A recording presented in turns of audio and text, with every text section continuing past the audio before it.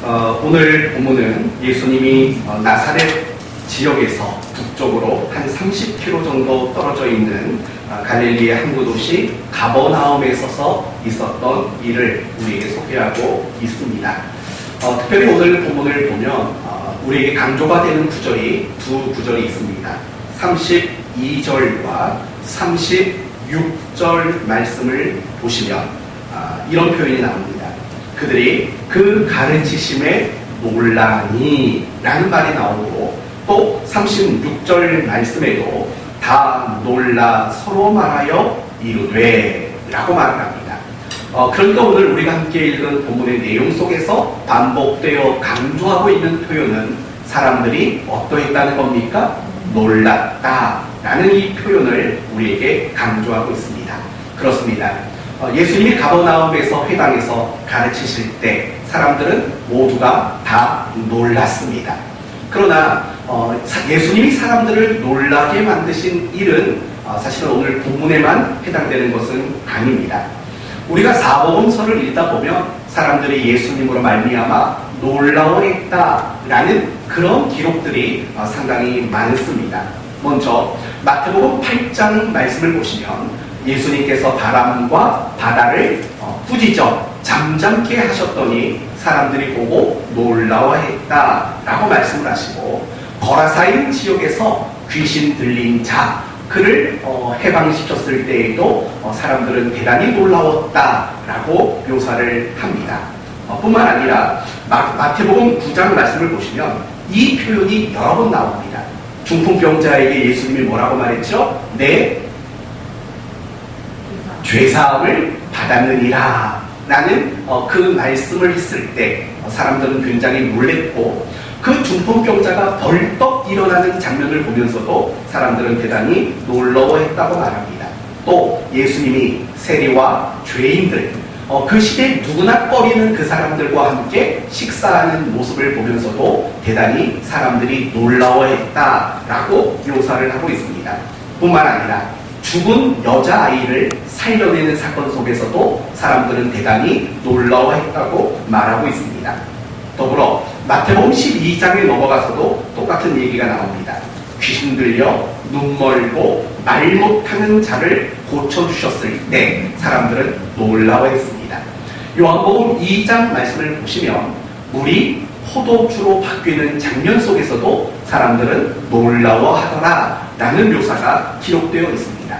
그리고 뿐만 아니라 마태복음 27장의 말씀을 보시면 예수님이 빌라도에게 재판을 받는 장면이 나옵니다. 그런데 그 재판을 받는 장면 속에서도 빌라도가 예수님의 그 대답하심을 보고 놀라워했다라고 기록하고 있는 겁니다.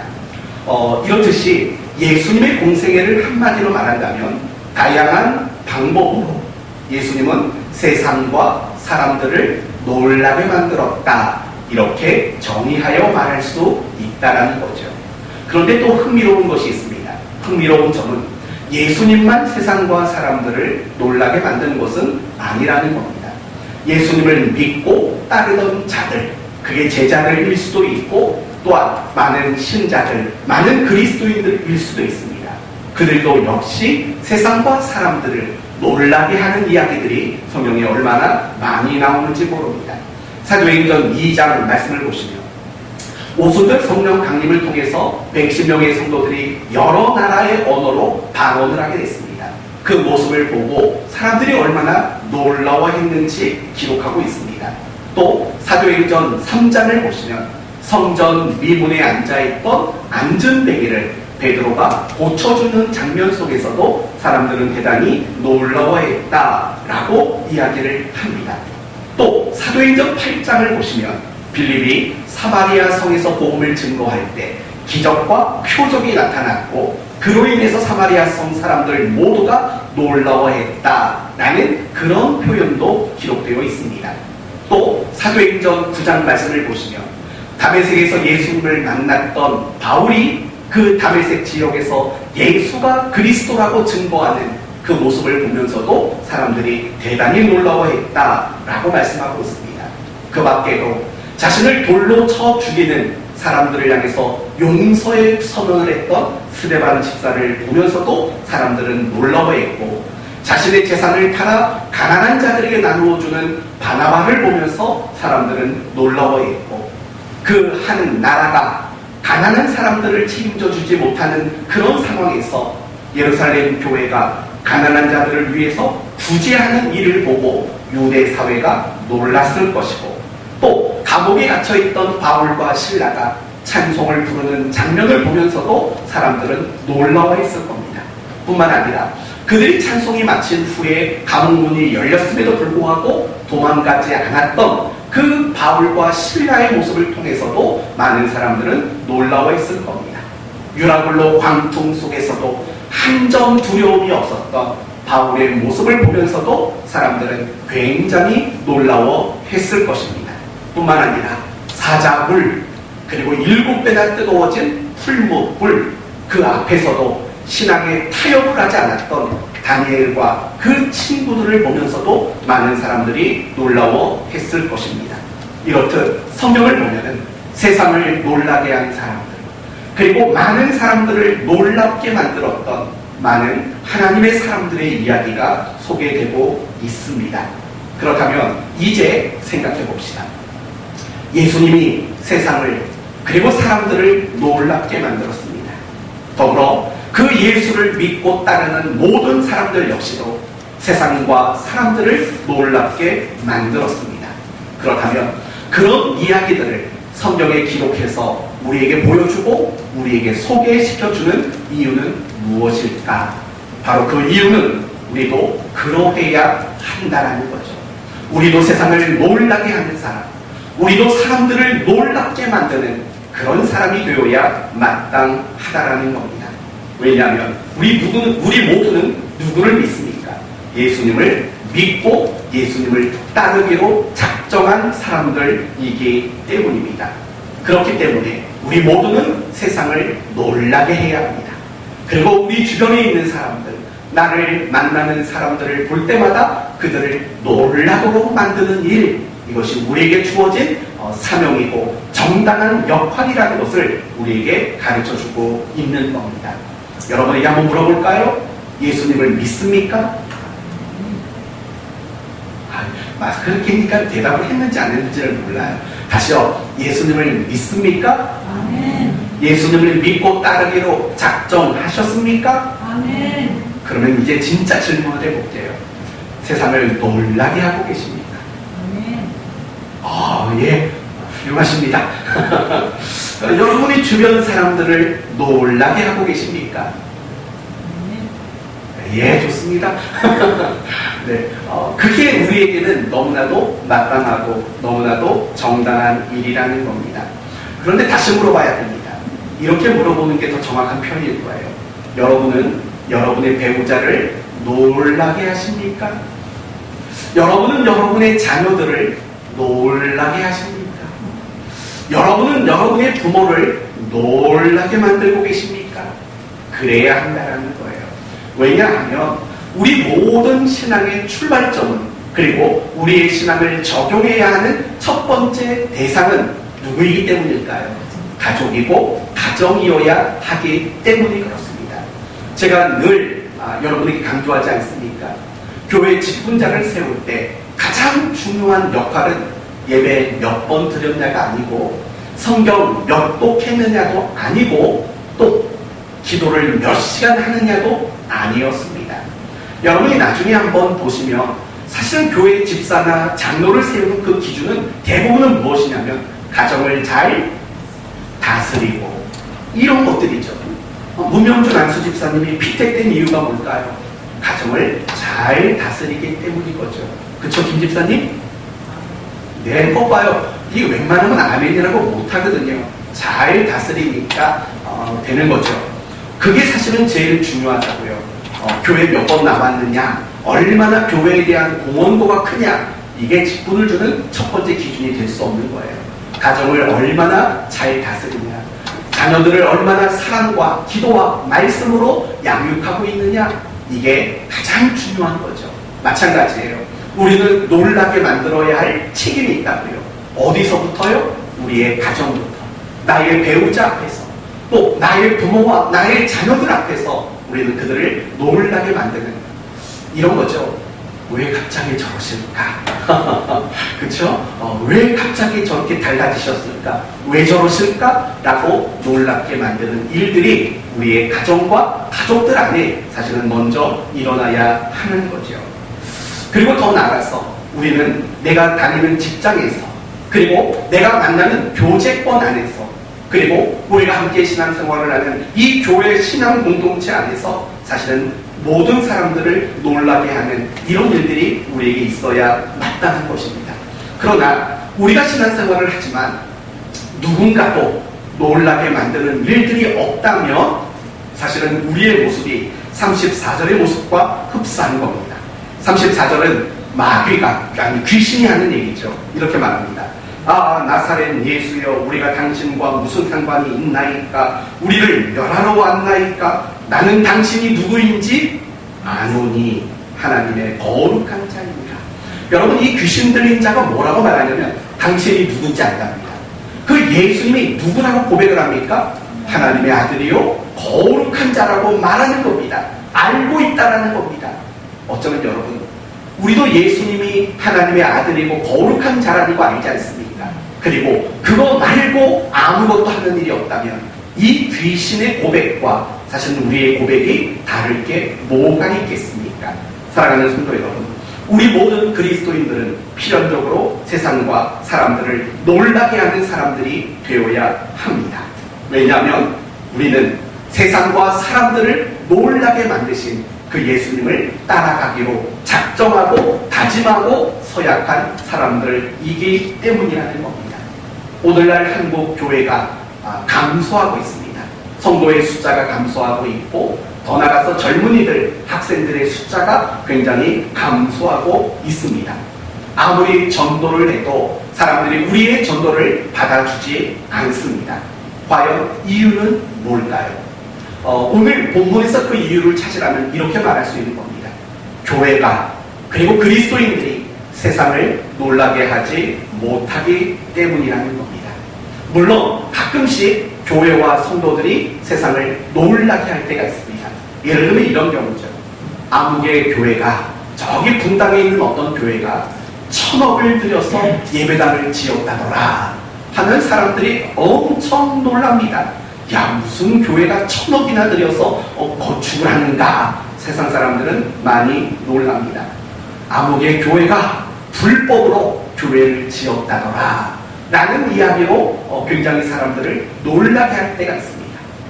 아무 목사가 여자 성도들에게 이런 못된 짓을 했다더라, 이런 걸 가지고도 세상을 놀라게 할 때가 있습니다. 못된 짓하고 이기적인 모습 때문에 세상을 놀라게 할 때가 있습니다. 그러나 반대로 교회가 거룩하고 선한 일로 세상을 놀라게 하는 일들은 그다지 보여지지 않을 때가 분명히 있다는 겁니다. 그러니까 결국 한국 교회가 성장을 멈추고 또 성도의 수가 감소하는 이유는 어쩌면 세상을 놀라게 하지 못하는 교회, 세상을 놀라게 하지 못하는 그리스도인들의 모습이 그 이유가 될 수밖에 없다는 겁니다. 그러나 성경에 나오는 예루살렘 교회는 끊임없이 교회가 부흥했습니다.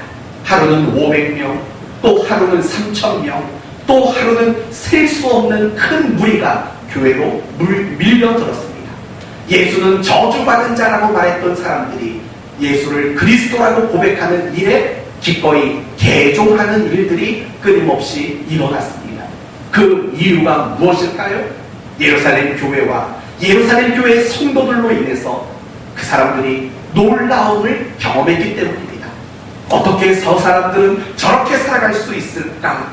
아니, 어떻게 저 사람들은 저런 일을 해낼 수 있을까라는 교회와 성도들이 그들을 놀라게 만드는 그런 일들이 일어나고 있었기 때문입니다.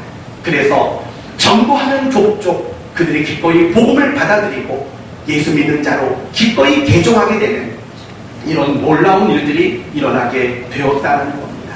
사랑하는 성도 여러분, 오늘날 한국 교회와 그리스도인들에게 필요한 것은 어떤 탁월한 지식이 아닙니다. 어떤 더 현대화된 장비나 시설이 필요한 게 아닙니다. 간혹 교회를 건축하는 분들은 이렇게 말합니다. 1층은 카페로 해야 돼. 그쵸? 1층은 카페로 해서 주변 사람들이 교회에 자주 드나들도록 만들어야 돼. 물론 그것도 나쁜 말은 아닙니다. 그러나 중요한 것은 그것이 교회를 교회되게 만들고 사람들로 하여금 교회로 오도록 만드는 진짜 원인은 될 수 없다는 거예요. 교회가 정말 교회다울 수 있으려면 이 교회가 위치하고 있는 그 지역에서 그 지역을 놀라게 하는 일들을 해야 마땅하다는 겁니다. 예수 믿는 우리들이 내가 살아가는 그 삶의 자리에서 나를 바라보는 사람들을 볼 때마다 그들이 놀라움을 겪도록 만드는 이런 모습을 살아간다면 다시 중단되었던 교회의 부흥은 다시 한번 일어나게 될 줄로 믿습니다. 우리 사랑하는 교회, 반성하는 의미로 돌아봐야죠. 우리 교회는 이 건물 안에서라도 놀라게 한 적이 있을까? 사실은 그다지 없는 것 같습니다. 우리 사랑하는 교회 성도들은 살아가는 그 자리에서 사람들을 놀라게 하는 일들이 있을까? 글쎄요, 그건 제가 확인해보지 않아서는 모르겠습니다. 그러나 분명한 것은 우리 사랑하는 교회와 우리 모든 성도들은 위치하는 그 자리하고 있는 그곳에서 사람들을, 세상을 놀라게 만들어야 한다는 이 사실만큼은 너무나도 분명한 사실임을 우리는 잊지 말아야 합니다. 이제 다음으로 넘어가 봅시다. 그렇다면 우리는 왜 세상과 사람들을 놀라게 하지 못할까요? 그들을 놀라게 하는 일을 우리가 실패하는 이유는 뭘까요? 반대로 말해봅시다. 우리는 어떻게 하면 세상을 놀라게 하고 사람들을 놀라게 만들 수 있을까요? 오늘 본문의 예수님의 모습을 통해서 그 답을 찾을 수 있습니다. 한번 잘 고민해 보세요. 과연 예수님은 그 가버나움 회당에서 어떻게 사람들을 놀라게 하셨을까? 한번 생각해 보세요. 혹시 답을 좀 찾으셨나요? 혹시 이런 말 하실 거 아닌가요? 귀신 쫓아냈잖아요! 라고 말씀하시려고 했다면 반 정도는 맞지만 진짜 답은 아니에요. 왜냐하면 32절 말씀을 보시면 그들이 그 가르침에 놀라니 라고 말해요. 귀신을 쫓아내기 이전부터 그 회당에 모인 사람들은 예수님에게 놀라고 있었다고 말하는 거예요. 그렇죠? 또 36절 말씀을 보시면 다 놀라 서로 말하여 이르되 이 어떠한 말씀인고. 여러분, 지금 귀신을 쫓아낸 다음에도 사람들이 놀라워했는데 가만히 보면은요, 귀신을 쫓아낸 그 일 때문에만 사람들이 놀란 것 같진 않아요. 36절을 보면 다 놀라 서로 말하되 어떻게 귀신을 쫓아냈는고, 이게 아니라 이 어떠한 말씀인고 라고 말하는 걸 본다면 귀신을 쫓아내는 것 그 자체가 사람들을 놀라게 한 근본적인 원인은 아니었다라고 생각이 듭니다. 그리고 여러분, 이 누가복음은 누가 기록했습니까? 누가 기록했습니다. 그쵸? 누가가 기록했잖아요. 그런데 이 누가의 원래 직업이 뭔지 혹시 아세요? 의사예요. 그리고 또 하나의 직업이 있어요. 역사가예요. 역사가. 이 누가는 의사이면서도 역사가예요. 그렇기 때문에 어떤 사건을 굉장히 꼼꼼하고 굉장히 세밀하게 기록하는 습관이 있어요.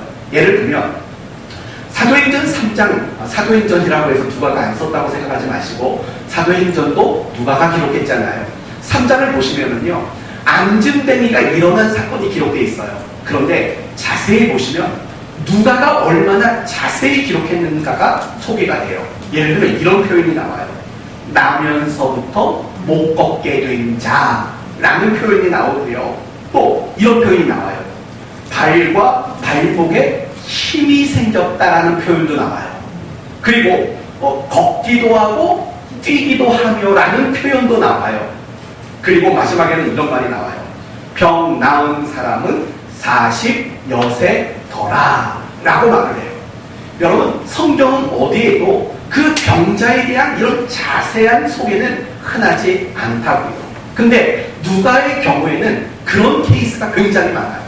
혈루증 앓던 여인도 12에 알았다. 재산을 다 허비할 정도로 했지만 고치지 못했다. 하여튼 그거에 관련된 그 질병과 질병이 회복된 이후의 모습들을 굉장히 자세히 기록한다고요.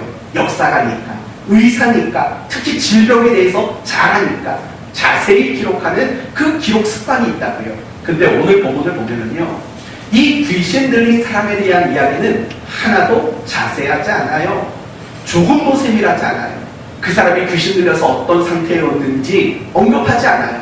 그리고 그 사람이 귀신에서 놓여 그가 회복된 다음에 어떻게 되었는지 그것도 이야기하지 않고 있다는 거예요.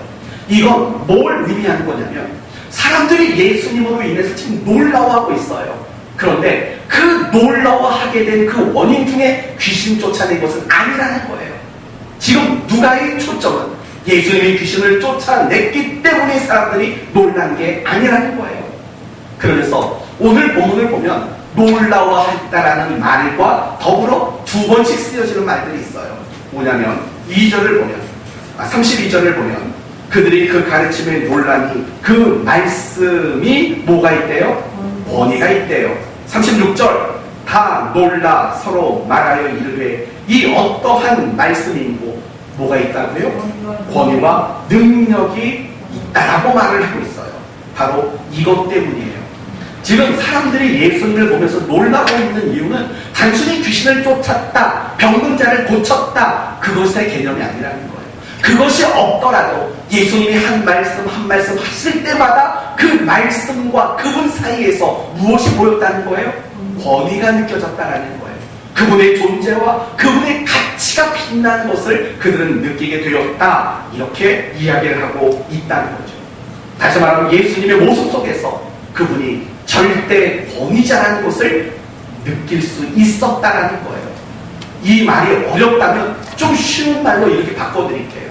예수님은 당시 서기관과 바리새인들 그들의 모습과는 전혀 달랐다는 것을 느꼈다라는 거예요. 예수님은 서기관과 바리새인들 그 사람들이 누굽니까? 그 시대에 유대 땅에서 사람들을 가리키고 지도하던 말씀의 권위자들이잖아요. 그런데 그들의 모습과 예수님의 모습은 너무 달랐다라고 그들이 느꼈던 거예요.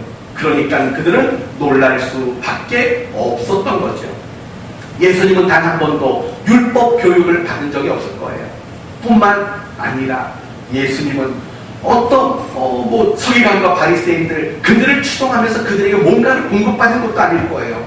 그럼에도 불구하고 예수님의 가르침 속에는, 예수님의 말씀 속에는 예수님의 입을 열 때마다 느껴지는 절대 권위, 그들과는 전혀 다르신 분이구나 라고 느껴지는 바로 그것, 그 권위가 사람들을 놀라게 만들었다는 거예요. 이게 오늘 설교의 핵심입니다. 예수님이 사람들을 놀랍게 만든 것은 어떤 행동이 아니에요. 어떤 귀신을 쫓아내는 능력 때문만은 아니에요. 그 예수님의 모습으로부터 풍겨나오는 권위와 능력. 예수님은 당시 권위자였던 바리새인과 서기관과 비교할 때 비교할 수 없는 분이라는, 다른 분이라고 느껴지는 그 모습, 바로 그것이 사람들을 놀랍게 만들어 냈다는 거예요. 이제 우리 얘기를 한번 해보도록 합시다. 우리는 왜 세상을 놀라게 하는 일에 실패할까요? 우리는 왜 사람들을 놀라게 하는 일에 실패할까요? 말을 못해서가 아니에요. 예수 믿는 사람들이 물에 빠지면 안 할랍니다 이건. 예수 믿는 사람들이 물에 빠지면 뭐만 뜬다고요? 입만 뜬다는 이런 비참한 날이 나올 정도로 예수 믿는 사람들이 말 잘해요. 정말 잘하죠. 정말 잘해요. 그렇다고 우리가 진리를 모르나요? 진리도 알아요. 성령과 어떤 신비한 것들을 체험하지도 못했나요? 아니요. 다 체험해보고 경험해봤어요. 그런데도 사람들을 놀라게 하지 못해요. 이유는 하나예요. 우리에게 거룩함이라는 능력, 누군가를 거룩하게 만드는 능력, 다르게 말하면 다름이라는 게 없기 때문이에요. 간단히 말하면 이런 거예요. 우리가 세상 속에 살아가지만 그들의 모습이나 우리의 모습이나 별로 다를 바가 없는 거예요. 다른 모습이 없어요. 다르다라는 건 오직 이것뿐이죠. 나 교회 다녀, 나 집사야, 나 장로야, 나 예수 믿어, 나 방언할 줄 알아 라는 이런 말 말고는 하나도 다른 모습이 없는 거죠. 그러니까 어떻게 세상 사람들이 우리를 보고 과연 놀랄 수 있겠습니까? 결국 우리가 세상을 놀라게 하는 유일한 방법은 바로 다름을 가져야 되는 거예요. 내가 내 주변에 있는 사람들을 놀라게 하는 유일한 방법도 역시 다름이라는 것을 가져야만 한다는 거예요. 그래서 성경은요, 하나님의 백성들에게 끊임없이 강조하는 것이 있어요. 그것은 바로 다름, 곧 거룩을 우리에게 늘 요구하고 계세요. 레위기 11장 45절 말씀을 보시면 여러분이 잘 아시는 구절이 나와요. 내가 거룩하니 너희도 거룩해라 라는 거예요. 여러분, 이 말의 뜻을 아세요? 이런 뜻인 거예요. 내가 너희와 다르지 않니? 예를 들면 사랑, 지혜, 능력, 권세 모든 면에서 내가 너희와 다르지 않니? 이게 나의 거룩이다. 그러니까 너희도 거룩해라. 너희도 하나님의 백성이 아닌 사람들과 모든 면에서 달라야 한다. 그게 너희가 만들어야 할 거룩이다 라는 거죠. 우리는 보통 거룩이라는 걸 생각하면 큰 글씨로 된 검정 성경책을 오른쪽 옆구리에 끼고 다니는 것만 생각해요. 어쩌면 우리가 생각하는 거룩은 조선시대 양반들의 모습과 비슷하게 우리는 생각한다고요. 수염을 기르고 한 손은 뒷짐지고 팔자로 걷고 다니고 무슨 말이든 느리게 하고 하는 것들을 우리는 거룩이라고 생각한다고요. 아닙니다. 그런 게 거룩이 아니에요. 성경이 말하는 거룩은 차별화예요. 차별화. 그리고 다름이에요. 그게 성경이 우리에게 가장 강조하는 거룩의 핵심이고 거룩의 본질인 거예요. 이렇듯 성경은 우리에게 늘 거룩을 요구하세요. 산상수훈의 말씀 잘 아시죠? 아마 여러분 가운데에는 마태복음 5장, 6장, 7장 말씀을 다 암송한 분도 있을 거예요. 결국은 이 산상수훈의 내용이 뭐냐면 우리는 거룩해야 한다라는 게 이 산상수훈의 가장 중요한 핵심이에요. 핵심. 그래서 무슨 내용이 나오냐면 가장 첫 번째 등장하는 건 팔복이에요. 가난, 애통, 온유, 주림, 목마름, 긍휼, 마음의 청결함, 화평, 박해 이런 것들이 등장한다고요. 여러분, 이 팔복의 8가지 항목은 모두가 다 뭐냐면 거룩이에요. 왜냐하면 세상 사람들은 그렇게 안 사는 거예요. 다시 생각해봐요. 세상 사람들이 가난, 애통, 주림, 목마름, 박해, 청결, 여러분 이것이 세상 사람들이 목표하는 건 아니잖아요. 그러나 우리 그리스도인들은 이것을 목표한다고요. 그것이 무엇이에요? 결국 그게 바로 거룩이라는 거죠. 그러면서 팔복 다음에 나오는 첫 번째 메시지가 뭐냐면 너희는 세상의 소금이요 너희는 세상의 빛이다라는 말이 나와요. 이 말 자체도 결국은 우리가 세상과 달라야 한다. 세상에 어둠이기 때문에 우리는 빛이 되어야 되는 거고 세상은 맛을 잃었기 때문에 썩어가기 때문에 우리는 정결한 소금이 되어야 한다라고 이야기하는 거죠. 그 다음에 나오는 얘기가 뭐예요? 살인하지 말라, 간음하지 말라 이런 것들이 나와요. 그런데 주님이 말씀하시는 살인은 뭐예요? 마음으로 누군가를 미워하거나 욕을 하거나 인격을 모독하는 행위를 하는 것, 이게 살인이라고 말해요. 간음하지 말라. 예수님이 말씀하신 간음이 뭐예요? 상대방을 나의 만족의 대상으로 삼는 게 간음이라고요. 맹세하지 말라라고 말한다고요. 무슨 뜻이에요? 내가 어떤 약속한 걸 지키는 수준이 아니라 아예 맹세와 약속이 필요 없는 수준이 되라 라는 거죠. 세상에는 많은 각서가 있고 많은 계약서가 있어요. 그게 왜 존재해요? 안 지키니까 존재하는 거예요. 그런데 주님이 말씀하신 것은 뭐냐면요, 그것조차 맹세, 계약, 서약, 각서 이것조차 필요 없는 사람이 되라 이렇게 얘기를 하고 있다고요. 그러면서 뭐라고 말하냐면 이렇게 말해요. 겉옷을 달라 하면 속옷을 주고 오리를 가자면 십리를 가고 원수를 사랑하고 원수를 위해 기도해라 라고 얘기를 하는 거죠. 여러분, 결국 이런 것들이 결국 다 뭐냐면 우리는 세상 사람들과 차별화되어야 한다는 거예요. 말과 생각과 감정과 모든 면이, 나의 모든 인격적인 모든 면이 세상 사람들과 차별화되는 다름을 나타내야 된다. 그것이 바로 하나님 백성의 의라고 그렇게 성경이 우리에게 가르쳐주고 있다라는 거예요. 바로 이게 중요한 거예요. 바로 우리가 이 일에 실패하는 거예요. 교회는 열심히 나와요. 말씀도 열심히 듣고 봉사도 열심히 해요. 그러나 무엇을 놓치고 살아가냐면 다름이라는 걸 만들어내는 일, 이 거룩을 나타내는 일, 이 일을 우리가 너무나도 쉽게 놓치고 살아가는 거예요. 정말 솔직히 우리 자신을 생각해봐요. 내가 정말 교회 생활은 열심히 한다고요. 그러나 교회 밖에서 여러분의 생활은 어떤가요? 정말 내가 다름 이거 나타내고 거룩 이런 것들을 나타내는 일에 몸부림을 과연 치고 있는지, 우리가 교회 안에 국한된 것들을 놓고는 기도는 열심히 한다고요. 그러나 내 일상생활 속에서 내 배우자와 부모와 내 자녀와 내 직장 동료와 내 친구와 내 이웃, 그들 안에서 내가 거룩을 나타내는 이 다름을 만들어내는 것, 이걸 위해서는 과연 얼마나 기도하고 있는지 우리는 한번 생각해 봐야 되는 거죠. 하나님은 우리에게 요구하는 거예요. 다름을 나타내라고, 거룩을 만들어내라고 요구하세요. 이유가 뭔지 아세요? 하나님이 우리를 다르게 대우하시기 때문에 그래요. 하나님은 세상 사람들과 우리에게 다르게 대우하세요. 우리 모두, 세상 사람들을 포함해서 우리 모두에게 일반 계시를 주시지만 우리에게는 특별 은총이라는 걸 주시잖아요. 우리를 하나님의 자녀 대접해 주잖아요. 다르게 대우하시니까 우리에게 다름을 요구하는 거예요. 그리고 또 한 가지 중요한 것은, 우리가 내 삶의 자리에서 다름이라는 것을 만들어낼 때 세상 사람들은 비로소 누구를 발견하게 되냐면 하나님을 발견하게 되는 거예요. 우리의 다름이 결국 세상 사람으로 하여금 하나님을 보도록 만드는 결과를 만들어내기 때문인 거죠. 그렇지 않을까요? 내가 세상 사람들과 똑같이 사는데 내 모습에서 어떻게 하나님을 보겠냐고요. 그러나 세상 사람들과 다른 모습으로 내가 살아간다면 세상 사람들은 뭘 볼 수밖에 없냐면 하나님을 발견하고 하나님을 볼 수밖에 없는 거예요. 그래서 하나님은 우리에게 거룩, 곧 다름이라는 것을 우리에게 늘 요구하고 있는 거예요. 어떡하죠? 마음이 너무 분주해졌어요.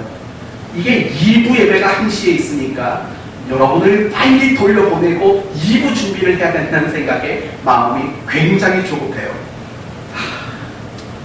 그래도 한번 해봅시다. 우리는 이 세상에서 살아요. 세상 사람들과 같은 환경, 같은 공간, 같은 현실, 같은 제도권 안에 살아요. 그래서 우리도 돈을 벌어야 되는 거예요.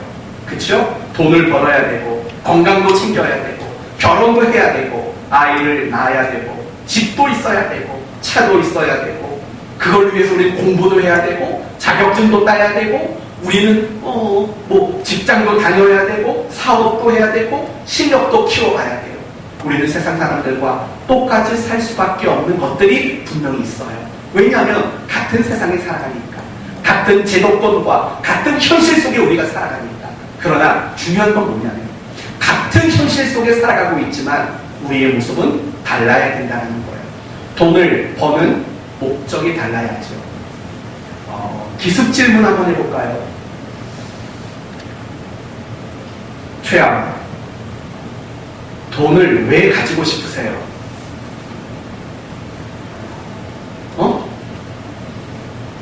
네, 무슨 말인지는 못 들었지만 정답이었을 것 같아요. 네, 여러분 돈 왜 버세요? 또 물어볼까요? 돈을 어디다 쓰시고 싶으세요? 이 질문부터 사실 우리는 다른 대답이 나와야죠. 우리가 돈을 버는 이유가 달라야 돼요. 결혼하는 이유도 달라야 되고, 내가 건강하려는 이유도 달라야 돼요. 내가 직장에 다니는 이유, 사업하는 이유, 더 가지려는 이유도 달라야 돼요. 내가 절망에 처했을 때, 어떤 문제 앞에 놓여졌을 때 그걸 해결하는 모습과 그걸 해결하는 방법도 달라야 돼요. 우리는 정직해야 돼요. 우리는 순결해야 돼요. 우리는 따뜻해야 돼요. 우리는 서로를 뜨겁게 사랑해야 돼요. 세상 사람들과 달라야 돼요. 이런 다름이 있어야 우리는 사람들을 놀라게 하는 일이 일어나게 될 수 있기 때문인 거죠. 이제 답을 찾으셨나요?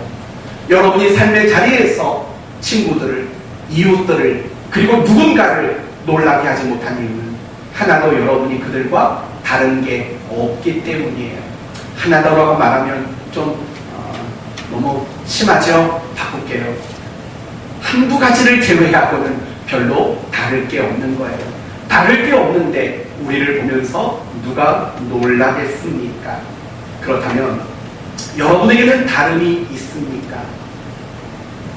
여러분에게 다른 모습이 있는지 여러분은 늘 점검할 수 있어야 합니다.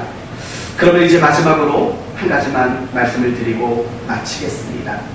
더 많은 얘기가 있는데 더 많은 얘기는 2부 예배 때 못했던 거 몰아서 1시간 반 정도 하려고 생각 중이니까 그것까지 듣고 싶으신 분은 2부 예배 실시간으로 또 들으셔도 괜찮아요. 그러면 이제 마지막은 이겁니다. 어떻게 다름을 나타낼 수 있을까? 어떻게 하면 다른 모습으로 살아갈 수 있을까에 대한 이야기를 끝으로 하겠습니다. 세 가지로 말씀을 드릴게요. 첫째는 내가 그리스도인이라는 분명한 정체성이 필요하다는 거예요. 내가 누구라고요? 그리스도인이라는 자기 정체성. 사실은 이게 제일 중요해요. 나는 그냥 교회 다니는 정도의 사람이 아니에요. 나는 그냥 예수 믿는 사람 정도가 아니에요. 나는 그리스도인이에요. 그러면 여러분, 그리스도인은 어떤 사람이고 그리스도인은 누구입니까? 이런 사람이죠. 예수님처럼 그리스도처럼 살겠다고 다짐하고 서약한 사람, 그게 그리스도인인 거잖아요. 그렇죠? 독특한 정체성을 가진, 이 세상을 살아가지만 세상 사람들과 전혀 다른 모습으로 살아가는 이 독특한 정체성을 가진 내가 그리스도인이라는 사실을 먼저 인식하는 것, 그게 중요한 겁니다. 한번 따라해 보겠어요? 나는 그리스도인입니다. 한 번 더요. 나는 그리스도인입니다. 그 정체성을 가지는 일이 다름의 첫 번째 모습이에요. 두 번째는 엄격한 기준이에요. 아까 말씀을 드린 대로 산상수훈에 보면 살인하지 말라고 말해요. 옛사람은 살인이란 어떻게 적용을 했습니까? 사람을 죽이는 것만 살인이라고 했다고요. 그러나 예수님이 말씀하시는 살인은 이런 거예요. 형제에게 나가라 하고 노하는 자마다, 또는 미련한 몸이라 하는 자마다 살인하는 자요라고 말을 해요. 상대방을 존중하지 않는 것, 상대방을 무시하는 것, 그 자체가 살인이라고 말하고 있는 거죠.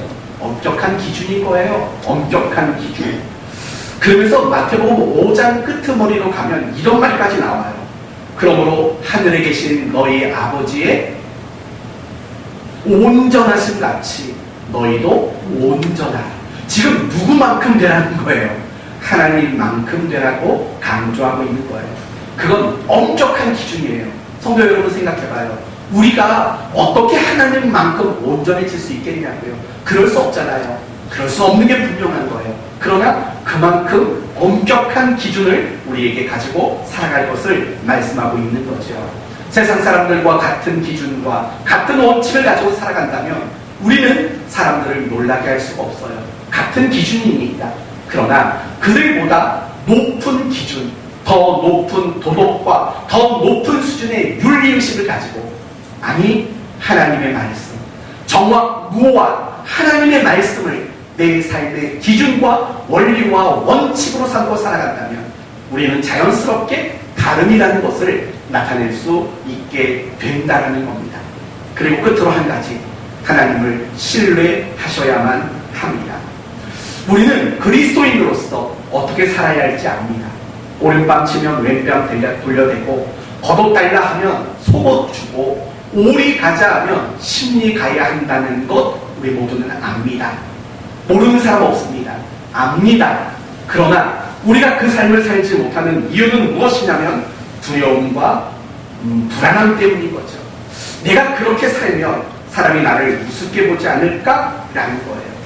종종 성도들 사이에 어떤 갈등이 생겼을 때 이야기를 하다 보면 이런 거예요. 상대방이 나를 무시할까봐 그게 싫다라는 얘기들을 우리는 곧잘 하고 듣곤 합니다. 바로 그런 불안함과 그런 두려움 때문인 거예요. 내가 정말 욕심버리고 희생하면서 살면 나는 불행해지지 않을까? 세상의 기준이 아니라 말씀의 기준대로 살아가면 내가 세상에서 뒤처지는 게 아닐까? 예를 들면 그런 거죠. 남들은 시험 기간에 다 학교 보내는데 자식들 학원 보내는데 우리 아이 교회 보냈다가 교회 안 나가는 아이들보다 뒤처지진 않을까라는 불안함과 두려움, 이런 것들이 우리로 하여금 알면서도 못 살게 만드는 원인인 거죠. 그렇다면 이걸 극복하는 방법은 뭘까요? 하나님을 신뢰하는 것. 그것이 세 번째 방법이라는 거예요. 하나님을 실수하지 않으세요. 그리고 하나님은 부족함이 없게 만드시는 분이세요. 그래서 그 하나님으로 인해서 많은 사람들이 만족하고 산다고요. 그 하나님께 대한 신뢰하는 마음, 그 마음이 우리 모두에게 필요하다라는 겁니다. 이제 오늘 말씀을 마치도록 하겠습니다. 경천동지라는 말이 있어요. 경천동지. 하늘을 놀라게 하고 땅을 뒤흔든다라는 뜻인 거예요. 내가 그리스도인이라는 정체성을 가지고 더 높은 기준과 수준을 가지고 살아가시고 하나님을 신뢰하며 살아가셔서 하늘을 놀라게 하고 땅을 놀라게 하는 이런 그리스도인의 삶을 살게 되는 여러분 모두가 되었으면 좋겠습니다.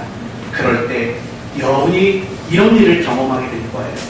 하나님이 여러분을 위해 일하시는, 하나님이 여러분의 삶 속에서 역사하시는 그 모습을 보고 여러분 또한 놀라게 되는 일들이 일어나게 될 것입니다. 우리 모두 이 시간 마음에 다짐을 해봅시다. 내가 세상을 놀라게 하겠습니다. 엉뚱하고 몰상식한 행동으로가 아니라 하나님의 말씀을 기준 삼아 살아감으로 내가 세상을 그리고 사람들을 놀라게 만들겠습니다. 이런 마음의 다짐을 가지고 이 한 주간 살아내는, 그래서 다음 주에 여러분이 교회 와서 저를 만나실 때 목사님 아무개가 저를 보고 깜짝 놀랐어요. 직장 동료가 나를 보고 깜짝 놀랐어요. 이런 정말 가장 아름다운 신앙의 고백들이 여러분에게 들려지길 바랍니다. 하늘을 놀라게 하고 땅을 놀라게 하는, 사람들을 놀라게 하는 이런 한 주간의 삶을 살아가시기를 예수 그리스도의 이름으로 축원드립니다. 아멘.